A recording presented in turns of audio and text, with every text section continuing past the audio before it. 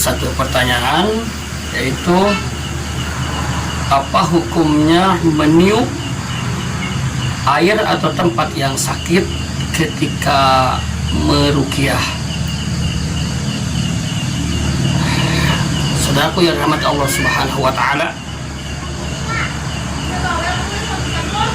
di dalam proses ruqyah ada yang namanya tiupan.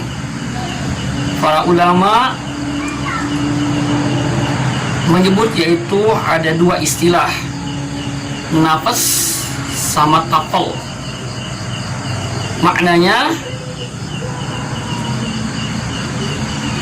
menurut Syekh Ibnul Asir rahimahullahu ta'ala, nafas itu seperti tiupan, tetapi dia lebih rendah daripada tapal.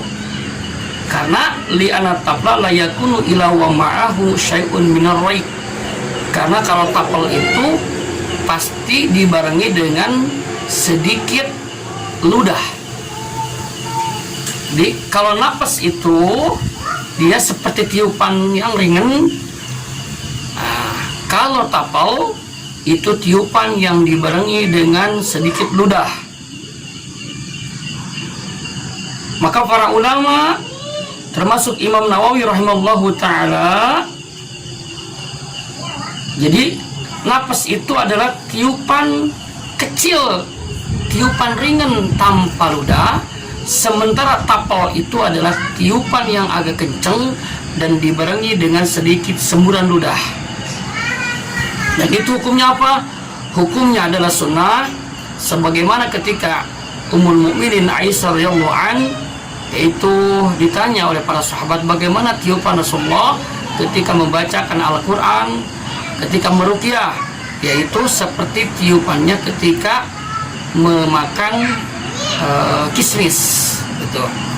Jadi para sahabat, para tabi'in dan juga para ulama mensunahkan ketika meruqyah itu meniupkan ke tempat yang sakit ataupun ke air yang diruqyah. Waktunya kapan? Waktunya yaitu ketika sesudah membaca Al-Quran ataupun tengah-tengah. Faidahnya apa? Faidahnya adalah ketika tiupan setelah membaca Al-Quran atau tengah-tengah membaca Al-Quran, lisan ini yang telah, lidah ini yang telah digunakan untuk membaca Al-Quran, maka keberkahan ketika ditiupkan karena organ tubuh yang ditiupkan telah digunakan untuk membaca kalamullah yang agung. Dan disinilah yang namanya tabaruk atau keberkahan. Dan insya Allah ini adalah salah satu ikhtiar untuk mencapai kesembuhan dalam ruqyah syariah. Jadi kesimpulannya adalah hukumnya meniup ketika meruqyah adalah sunnah. Itu dilakukan oleh Rasulullah SAW, juga oleh para sahabat, juga para tabi'in dan ulama sepakat bahwa itu hukumnya adalah sunnah.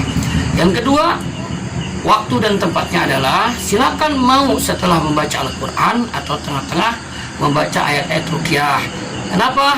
Faidahnya adalah keberkahan organ tubuh yang telah digunakan membaca Al-Quran lalu ditiupkan kepada air ataupun tempat yang sakit.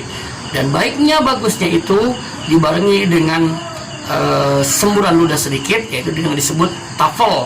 Kalau nggak pakai ludah bagaimana? Silahkan. Kalau nggak pakai ludah juga tidak jadi masalah. Tetapi yang lebih bagus itu tiupannya dicampur dengan ludah. Barakallahu fikum.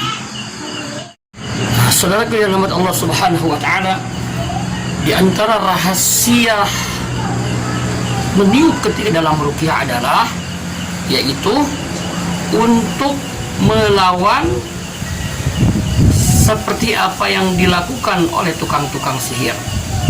Jadi tukang sihir itu dia meniru orang-orang ahlu iman, orang-orang beriman.